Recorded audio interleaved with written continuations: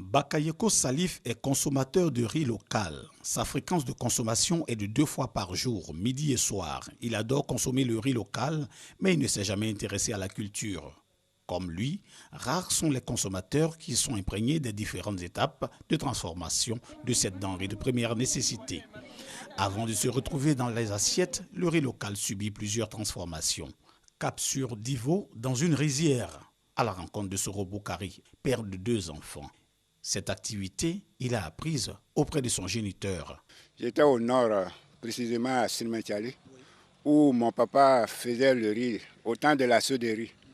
Et j'ai fait le riz avec lui. Les difficultés que nous rencontrons, c'est la main nue. On n'a pas de choses motoculteurs ou bien des trucs, des gens pour vous aider.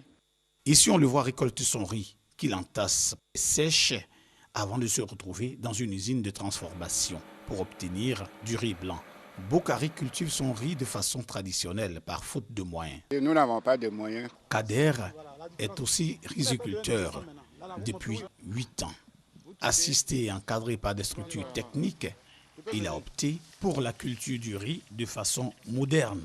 Aujourd'hui, il a plus de 21 hectares de riz. Avant, on faisait l'hectare, 1, 2, 3, 4 tonnes par hectare. Quand l'OND est arrivé, l'OND nous a montré des stratégies. On fait 7 tonnes par hectare. Je n'ai pas moins de 800 à 900 000 francs à chaque 3 mois. Cette culture moderne permet de produire du riz de bonne qualité en quantité. Mais pourquoi cette différence dans la production du riz? Réponse avec le directeur général de l'Office national de développement de la riziculture, ONDR. La différence un peu due à l'insuffisance des moyens de l'ONDR. C'est très important. L'ONDR est en charge de prendre en compte l'ensemble des riziculteurs de Côte d'Ivoire, de les amener à mettre à disposition des Ivoiriens du riz qui est bon à manger.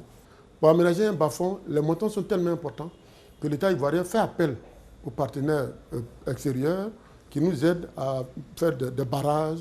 En Côte d'Ivoire, ce sont plus de 200 000 hectares de bas-fonds qui ne sont pas encore aménagés faute de moyens.